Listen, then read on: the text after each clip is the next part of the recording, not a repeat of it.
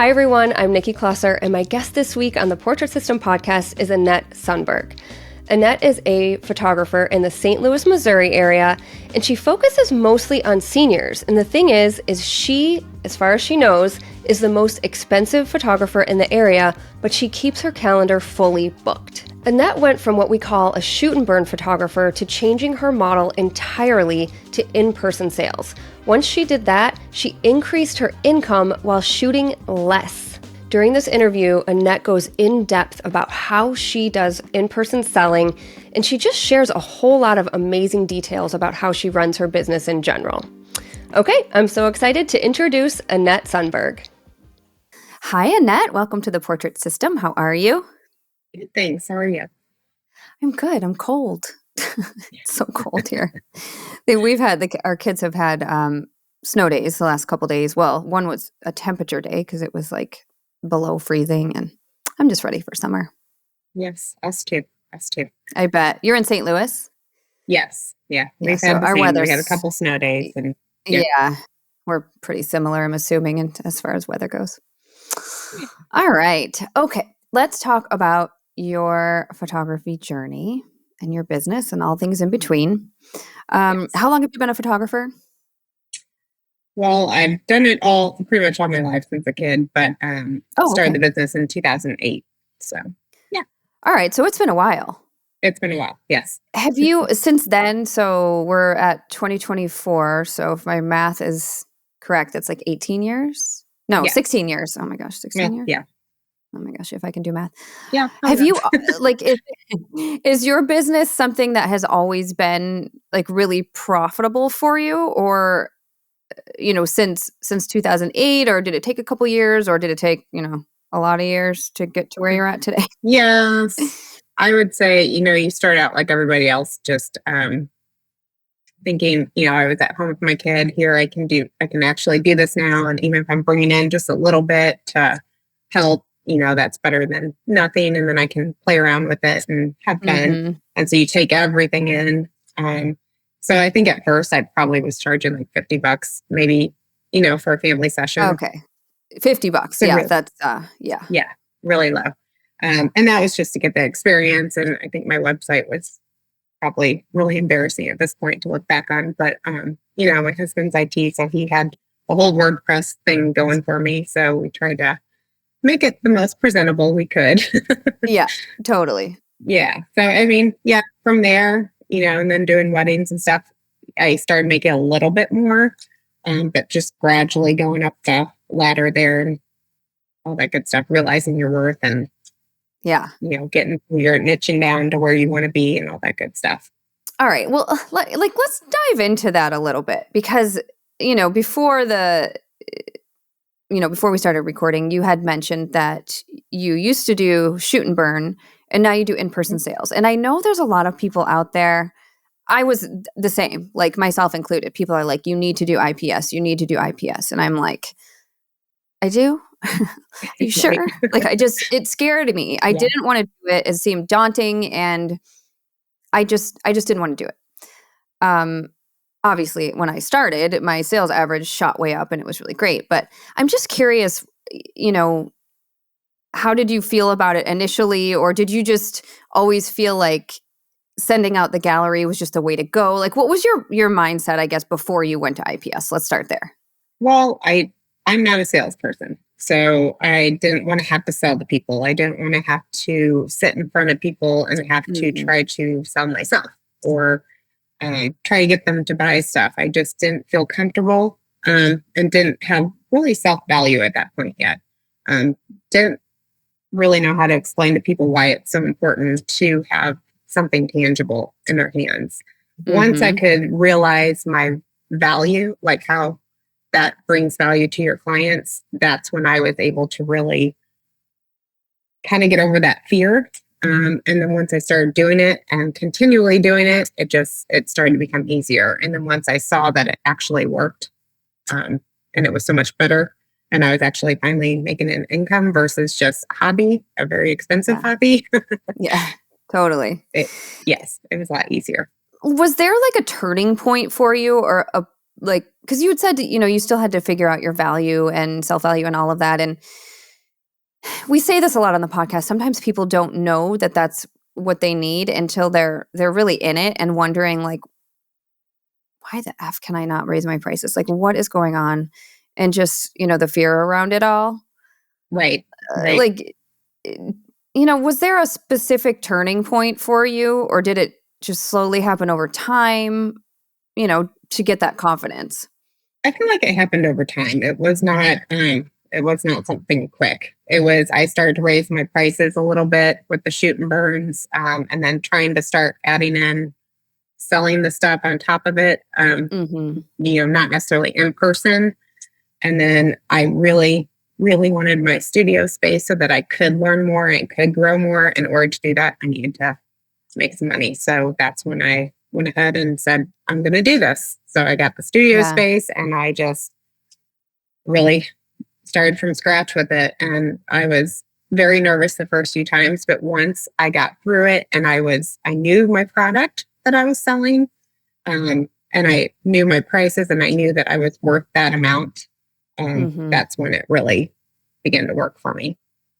When you say you're worth that amount, did you like run your numbers, or did you just all of a sudden decide, like, pick a number and decide this is what I'm going to charge and I know I'm worth it? Because like some people say, well, yeah, because I was completely burning out. I realized that this wasn't sustainable, or, where were you at when you were thinking about all of that?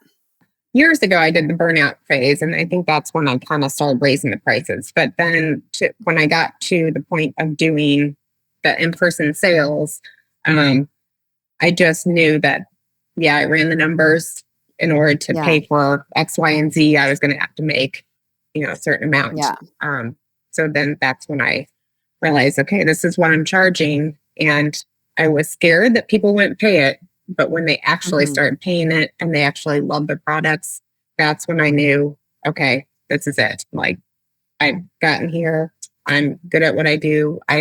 People value my work, and I can do this. Yeah. I know I'd say this a lot, but like running your numbers is so important. And like, I'm using like quotes, like quote unquote, running your numbers. But like, we have the pricing calculator on the Portrait system, if you're a member.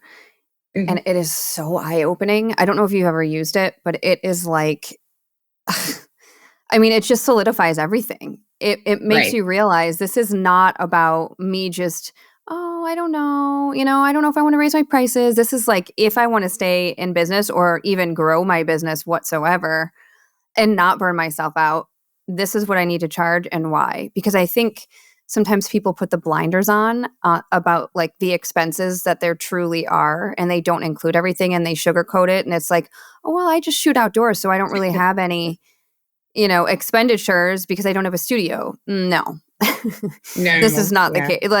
Like, I mean, really shooting in a studio, the only extra expenditure is the studio. Right. Everything else it's the same.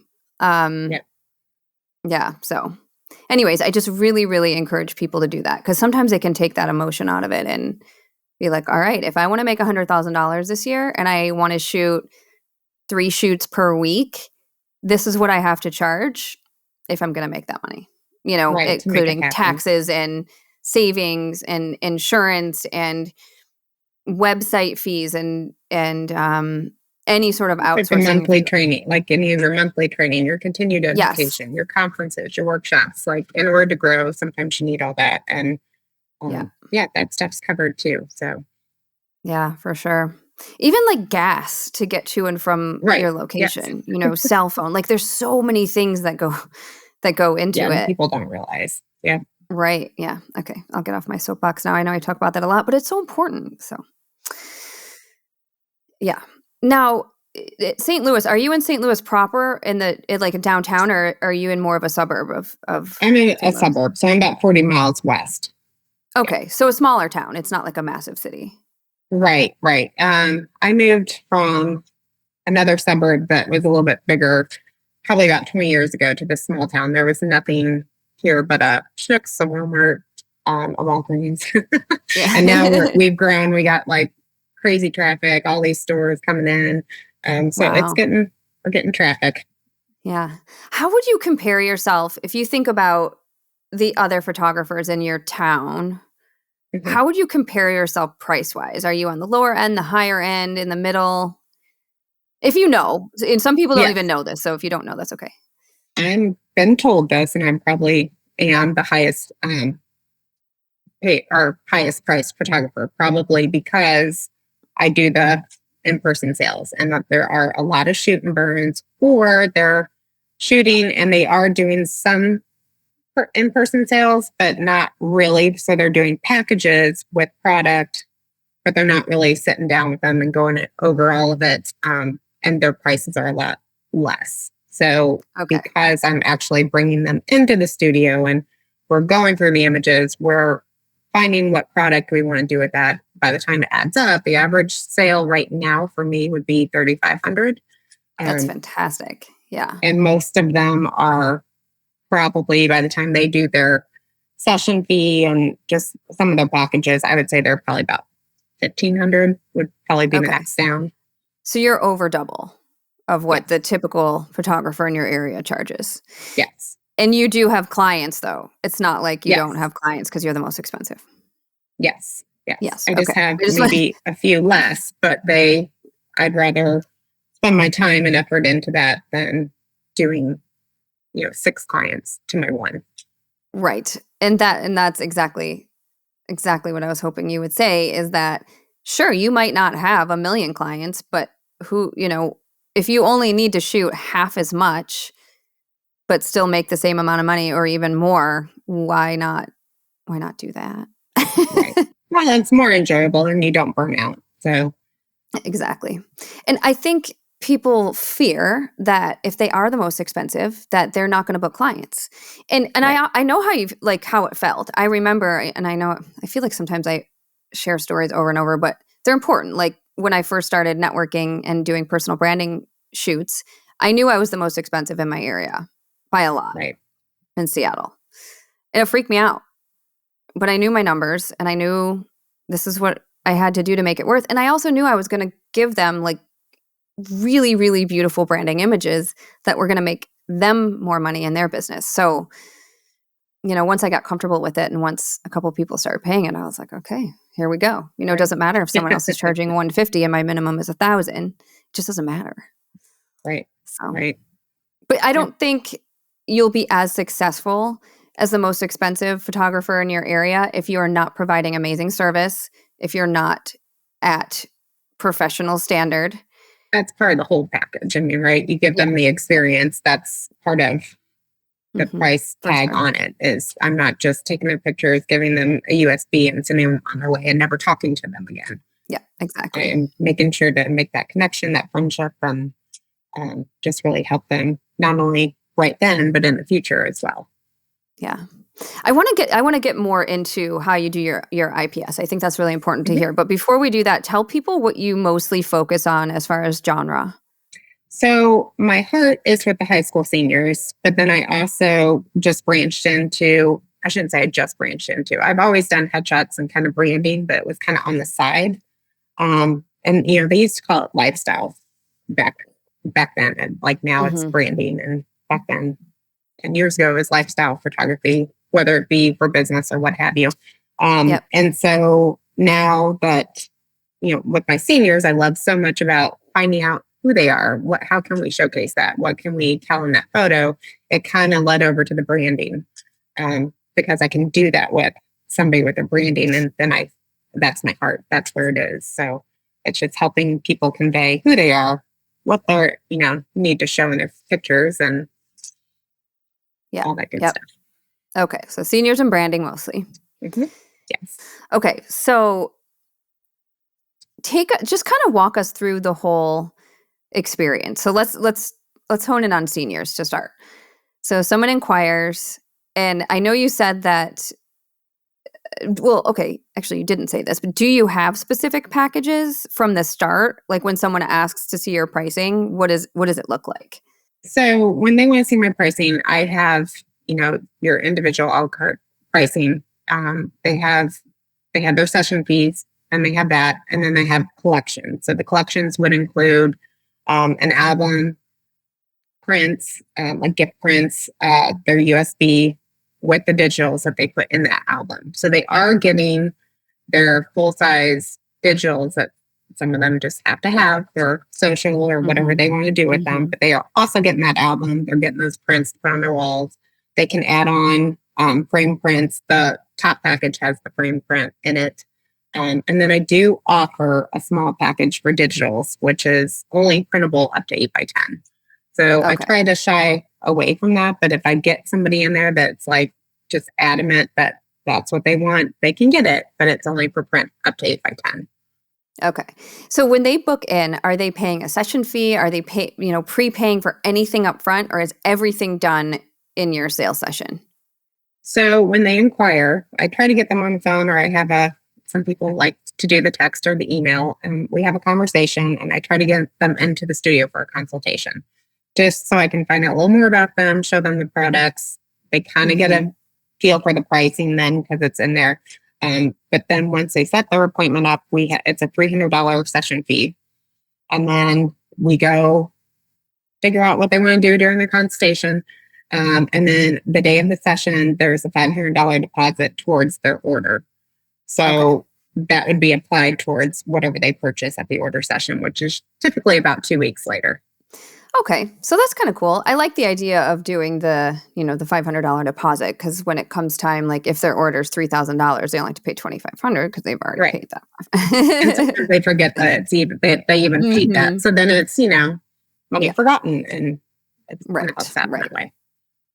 All right. So they come in, so they, do their deposit. They come in, they do the session. Are you shooting mostly outdoors, in studio? Because I know you said you wanted that studio, a combination of both things, or what, So for seniors, for the most part, we will do outside on location. There are times where it's been too hot, or it's rainy, or they need a headshot for something.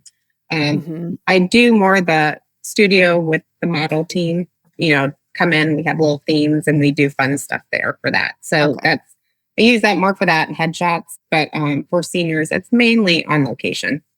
Okay. Yeah. That's what I figured. I was just curious. Well, looking at your website, that's what made me think that. All right. So they do the shoot, and then you said about 2 weeks later, they come back and do the sales session. I want to hear more about your model team as well for seniors, but we'll come back to that. I just bookmark that. Okay. So walk us through a sales session, because you said you're not a salesperson.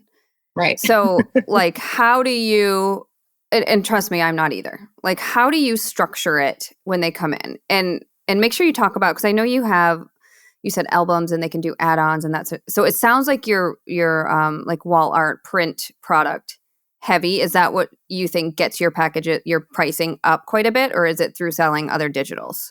I feel like my strong sell is albums. That's what I really try to push. And I am doing that not only at the order session, but I'm doing that when I talk to them on the phone in their consultation, when we're doing the session. Oh, this would look great in your album. I'm trying to use wordage like, everybody gets an album. Most people get an album. I'm really trying to push that in their brain so that they are prepared. I'm coming in there and probably going to get an album. And most of the time they do. That pre-selling is really important. And I'm assuming you really like albums since you include them and we sell what we love. Yes. Yeah. Yes. I figure. Yeah. All right. Now, you said that an album is included in not the smallest package, but your other packages. So are you upselling albums as well, like to a bigger album, or because if they already know they're getting an album within their package, how does that work? So the smallest package basically just has it has 5 like 8x10 digitals, and then they get 5 gift prints, and then a triplex, which is your little folded folio type thing. So I know nobody's really going to get that. That's there to be there. And then the next package up is typically, it's more for guys because they don't always get as many image like senior guys. So it's 8x8, and they get up to 20 images with it, and they get 5 gift prints. So I get some of those, but it's the package up that's, not the highest, but and it says most popular on it, but that's where you get the 10 by 10 album. You get 30 images. You get the full digitals with that. You get 10 gift prints. And then they get the mobile app and the USB. Okay. So that's typically what they go to. And then the highest album has a 10 by 15 albums in it, with a lot of the same stuff, but an additional 16 by 20 print. Okay. I know I asked you this before and then I totally went off in a different direction. But so walk us through, someone comes in and they're like, all right, we are here to view the photos. Like, take us start to finish. How does the sales session work? So they come in, we sit down, I have a video that we play, and they, of course, get all excited because I have the images on there.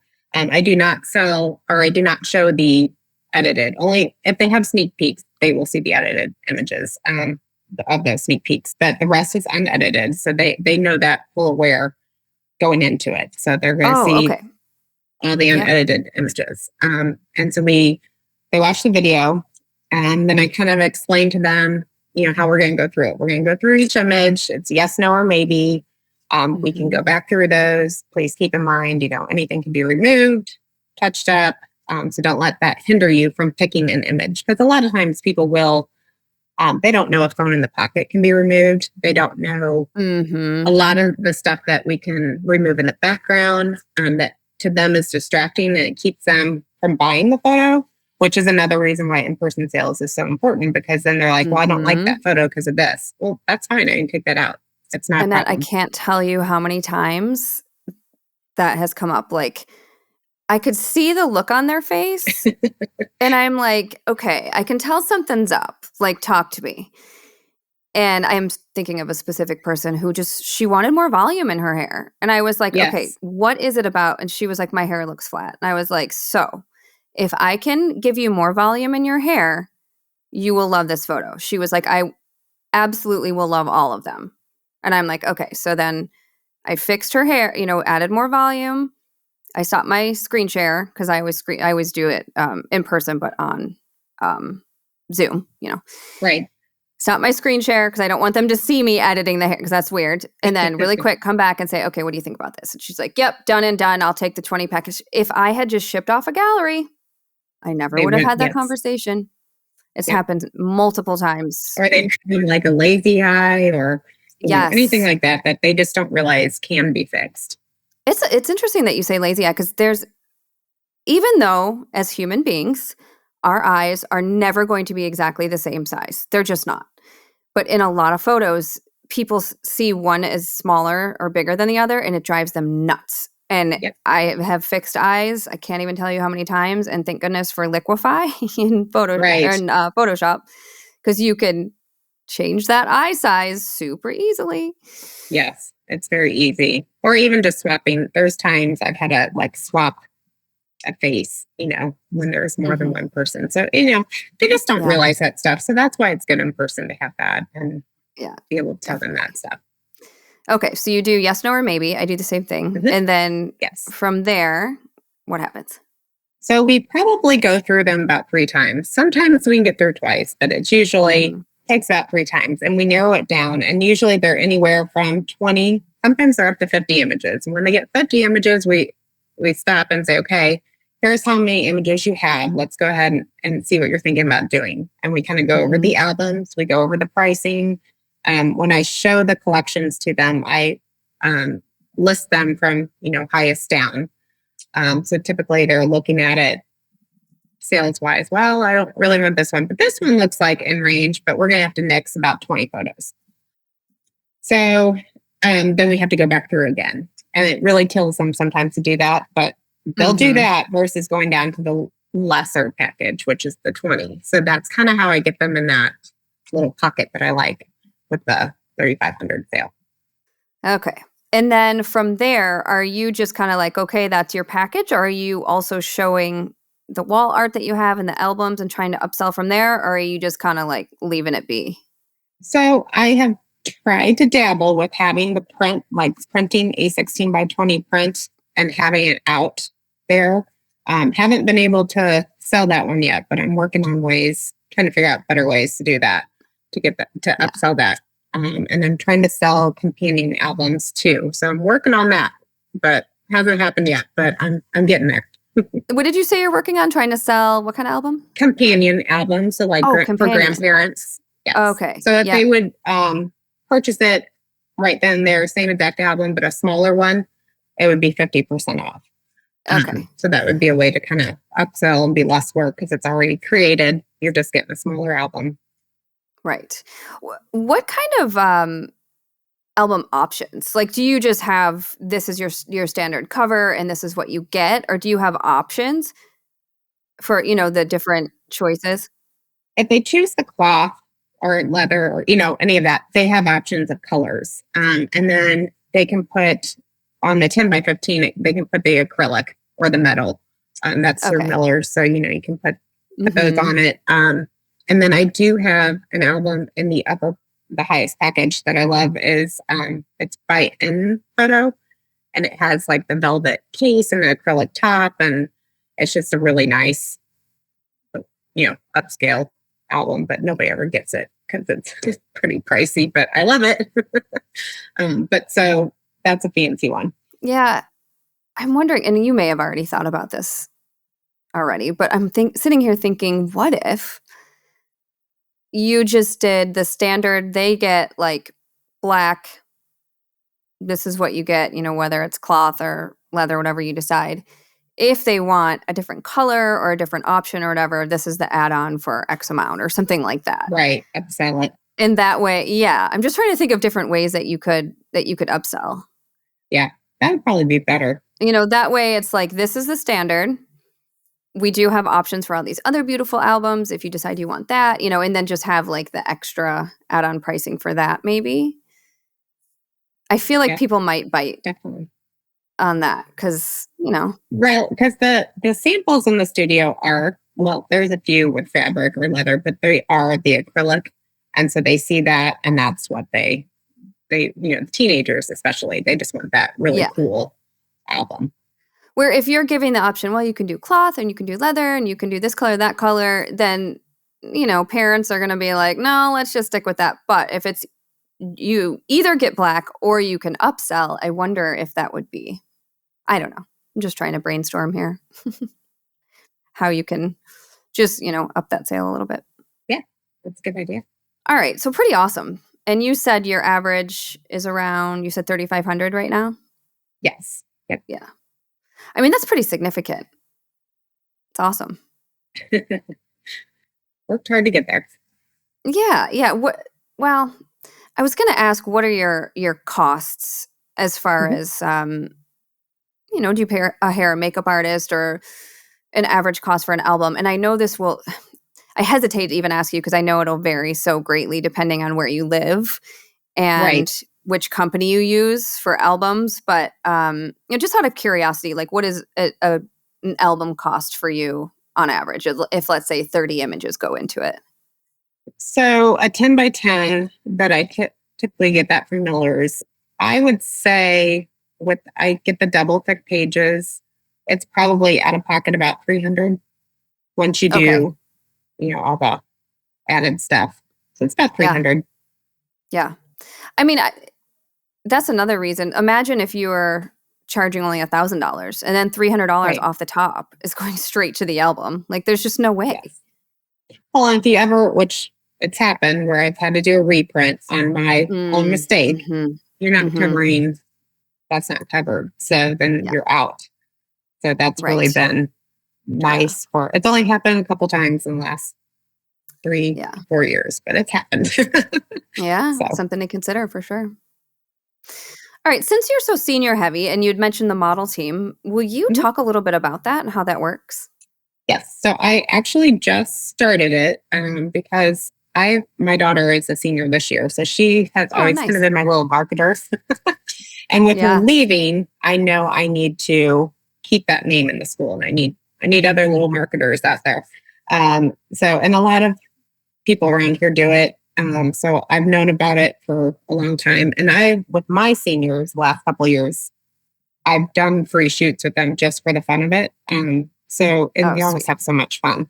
I'm like, well, now it's time to start really thinking about doing a team and keep the name out there and everything. So I started it this year, and it's been successful and the kids love it. So, I only take up to 10 girls.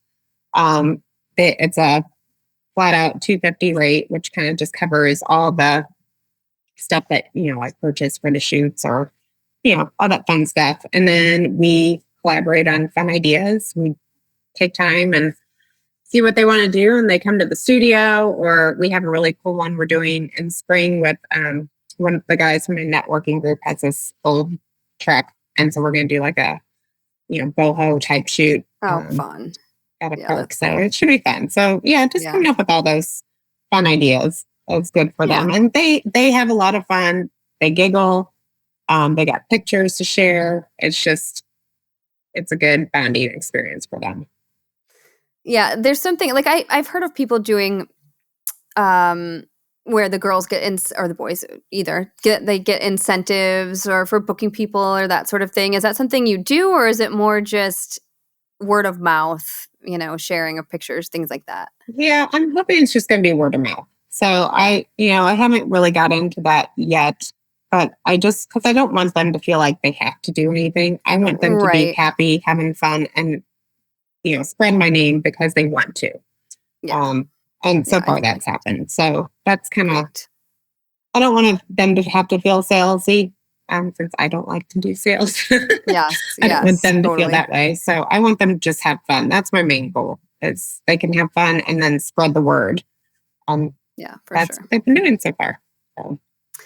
All right. So average sale of 3,500 now. Mm-hmm.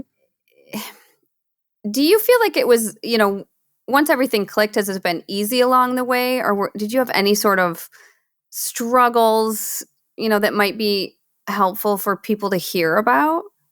I would say just the main struggles are when you get burnout, right? Mm-hmm. Or like you start out, you're doing everything. So once you're doing everything and you're trying to do a million shoots and you're not making money, that's where the problem lies with a lot of us. And then we don't want to do our craft anymore because what we loved is not what we love anymore. Yeah. So the key for me was finding out what I loved.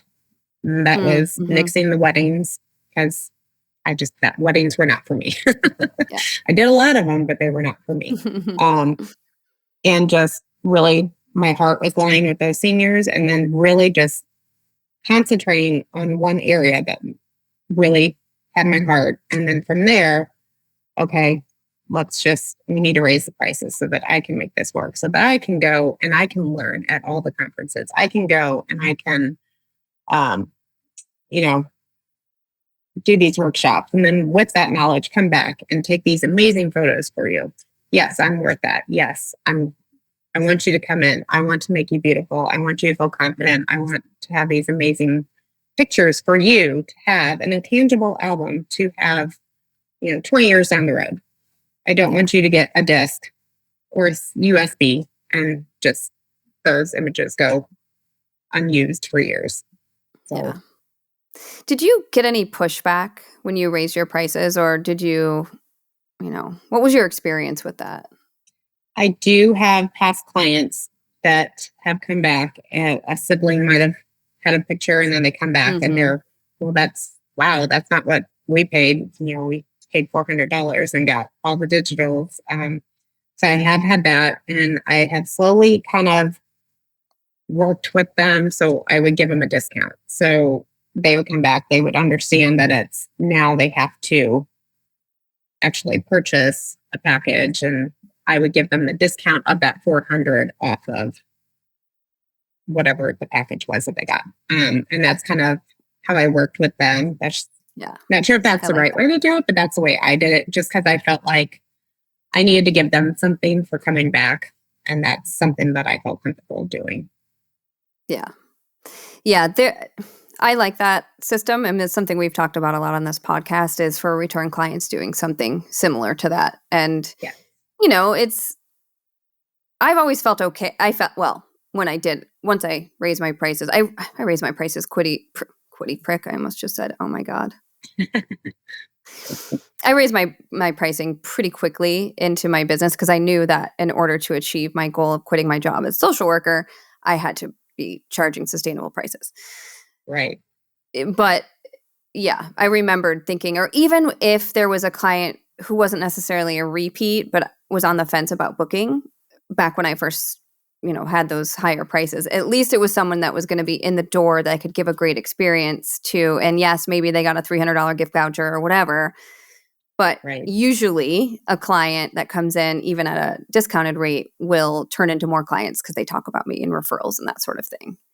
Yes. Yes. So, and that's kind of been my experience with that as well. So usually a sibling will come in, and then they will spread the word, and I get more from that. So, yeah. And then they'll get an additional, like if they have another sibling come up, then I'll give them a little bit of a discount on the next round. Make it easier. Yeah. Say thank you. Yeah, that's great. I've had multiple siblings, lots of siblings for seniors. In fact, one woman, she has 4 daughters. I photographed 3 so far. And the next one will be this summer for her 4th and final senior. But it's fun when you get the repeats.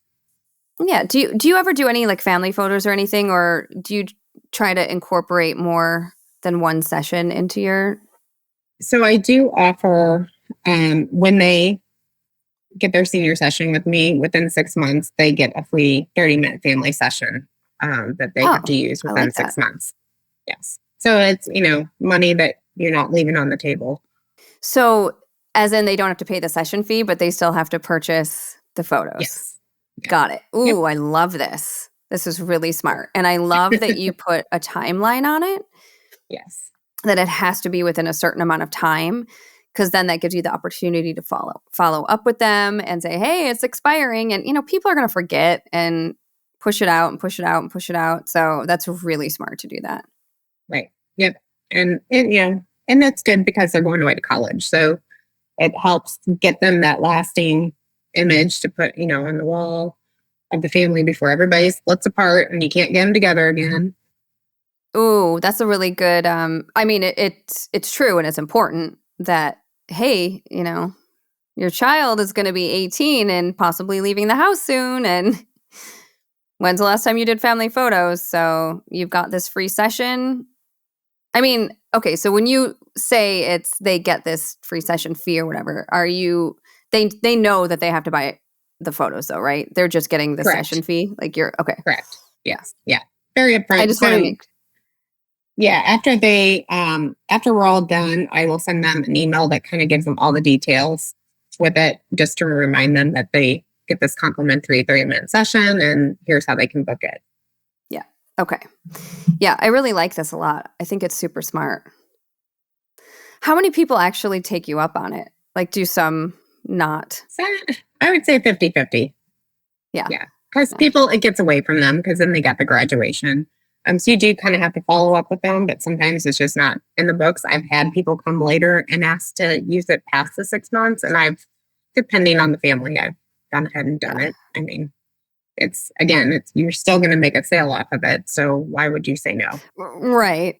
Yeah, that's what I was thinking. It's like, well, even if it is down the road, it's still money as long as you're not slammed with other things, and if you want to do it. And I'll try to get them to do it during the week. Right, versus your weekend, so that it's not taking up my time. I feel like even if you don't shoot families, this could be, you could use this with anything. Like, let's say if I did senior photos, I could give the parents, if you want to do headshots or personal branding, if you have any need for that. Because, I don't do family photos anymore, but, or vice versa. That's the only time I do them now is for that. Yeah. Like, if you know that for personal branding, if I know my client has kids, I could give them, here's a free session fee to have your kids photographed, either in studio or if they're seniors or whatever, depending. I guess, it just depends on what you want to shoot. But yeah, this I feel like could be utilized in multiple ways. Like if you're doing maternity, here's a free session fee for your newborn or, whatever it is. Right. And then they'll continually come back to you. So you'll get that long-term client. Yeah, definitely. But I definitely think the key, like I said, is, putting that time frame on it and being very clear. Because you don't want them to think they're coming in for a free shoot without paying anything Right. for the photos. Because I feel like that could get a little tricky if you're not super clear about that. Yeah. It could get some people upset for sure. How many shoots are you doing? I mean, I feel like in Missouri, it's pretty seasonal for seniors. Yes. What is your right now is our slow time for seniors. So I try to do more of the branding headshot during this time. So I've heard sometimes it's summer. For me, it is. A lot of mine is in the fall. That's when I really get slammed. Okay, in the fall. Interesting. Yeah. I do have other friends that do summer. For mine, it's always in the fall. I get slammed. Yeah. This year I had about 18. Well, I should say by the end of spring, I'll have about 20 seniors this year. So awesome. So that's a good amount. But you always get your late, come spring, you get your late people to the game. Typically senior boys, because, they don't really care. Yeah. So. Yeah, for sure. Very cool. Like if you were to look back now to how it was when it was shoot and burn versus now, like do things feel different? I would say yes, because I'm actually, one, I value myself, and then two, I'm giving people something that makes them happy. There's something different about when you hand that album to them and seeing the joy in their eye, because when you just give a link or a USB, you don't get to see their reaction to the images. And there's something about that is just very special. Or you're just hoping they're going to post on social media and share them. You're just like, oh, but my client didn't even post anything on social media. Does it mean they didn't like them? Or, yeah, yes, totally. Yeah. So there's something about that. It's a different world. Yeah, it really is. I mean, not only the financial gain, but also, it just feels good. Yeah, it makes you happy to see everybody else happy. Yeah, totally. Yeah, I remember the days of waiting to see, like, are they going to respond? Did they like them? It's just like, the worst. Yeah. Oh, I feel you. Yeah. Very cool. Well, thank you for sharing all of this. This is so good. We don't talk a whole lot about seniors, and I know we talk a lot about in-person sales, but we don't go as in depth. So it's very interesting just to hear how you do it and what your process is, and albums too. I think albums are sometimes forgotten about, really great products. They are. They are.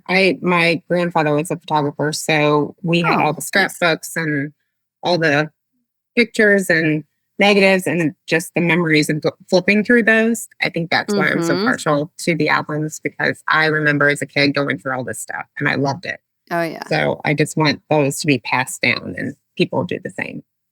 Yeah, I think that's really great. And again, you love what you sell what you love, and if you love albums, fantastic.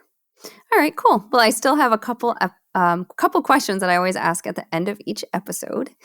And the first one is, what is something you can't live without when you're doing a photo shoot? I have learned that I like to have my off-camera flash. So even if it's daylight, I like to have that catch light in the eye. So I hardly ever take a photo without off-camera flash anymore. So do you use like a light stand and just kind of put it off? Put it off to the side. Yeah, just get that catch light in the eye. Yep. Nice. Very cool. Is there a specific flash that you love? I use my 600 or the Godox AD 600 or 400 outside, and then I got the little 28 collapsible soft box, because that's a good size to carry around. I can kind of pop it up and down as needed quickly. Nice. All right. Question number 2 is, how do you spend your time when you're not working?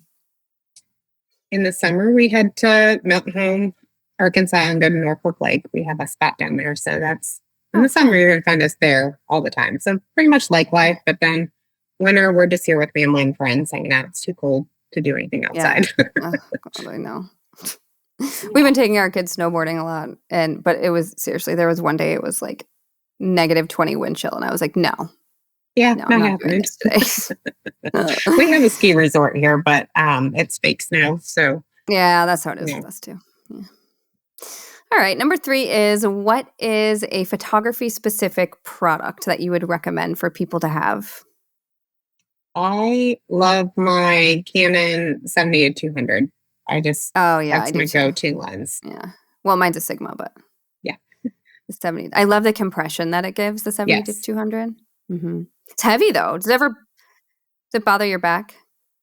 No, but with the RF, it's a little bit lighter than what it used to be. So yeah, with the mirrorless one. So yeah, the other one was a lot more. Yeah, for sure. Definitely. All right. And number 4 is, what would you tell people who are just starting out? I would tell them to just keep practicing and find what it is in your heart that you love to shoot, and then just really learn that little niche and grow on that. And just don't give up. Don't let anybody tell you can't do it. I know, because you can. Yes. It's like, yeah. That's always a big challenge when people around you are saying, oh, you can't, like the naysayers. Sue obviously addresses that a lot. Well, I guess not obviously if you're not a member, if you haven't heard all of your self-value stuff, but yes. Yeah, it's something that we talk about quite a bit, is when people around you are saying like, you think you can charge those prices, or you shouldn't quit your job or whatever. And yeah, you got to tune all that out. Yeah. Yeah. You can totally do it, and just really put yourself all in. Yeah. Okay. And where can people find you online? They can find me on Facebook, Instagram, TikTok occasionally, and then at my website. What's your website and the handle, just so they know? It's sunbergphotography.com, and then any of the others are at Sunberg. Sunberg's with a S, right? Sunberg's plural? No, just Sunberg Photography. Okay. Sunberg Photography. Okay. Yep. Awesome. All right. And it's like that on Instagram too, Sunberg Photography? Yes. Yep. Yeah. Okay. Just wanted to make sure so people could find you. Yeah, no, awesome. You're good. You're good. Yeah. The email is with the S on the end of it. So. Okay. That's why. Yeah. Awesome. Well, thanks, Annette. This has been great. Yeah. And will I see you at WPPI? Possibly. Okay, I'm getting ready to pack up to head to imaging this weekend. So. Oh, fun. Looking forward to that. And then what do we have next? We have a sync conference or workshop conference in Florida for seniors. So I'll be at that one. Oh, so sweet. Yes, I'm trying to get them all done this year. I know. Well, now that Portrait Masters is at WPPI, it makes it a lot easier. It's definitely on my bucket list to try to get there. So for sure. Yeah. Cool. All right, my dear. Thank you so much. This was awesome. Yeah, no, thank you. Yay. I appreciate it. Thank you so much for watching. If you enjoyed this episode, make sure to give it a thumbs up and subscribe so you don't miss what's coming next. Also, if you want more photography education, resources, and inspiration, head to theportraitsystem.com. Okay, we'll see you in the next one.